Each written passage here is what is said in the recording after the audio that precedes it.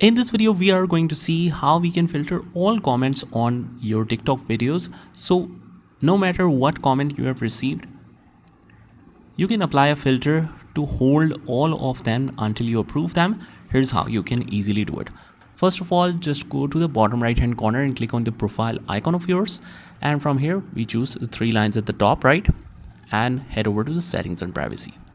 Now, once you're in the settings and privacy, you will scroll down all the way to this section where it says interactions. And from here, we will choose comments.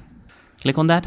And from here, you can apply all of those filters like creator care mode. You can read that it is for the filter comments that are inappropriate, contains offensive or profanity, as well as those from people whose comments were previously reported deleted or disliked. So you can set that up. It will intelligently automatically select that, and you can also allow the comments for everyone. You can change it to only friends, and that way you will disallow or filter or delete all the comments automatically or hold all the comments automatically, and you can separately publish them if you want to. So that's pretty much it. I hope you found this video helpful, and if you did, hit the like button and subscribe to our channel, and I will see you in the next one.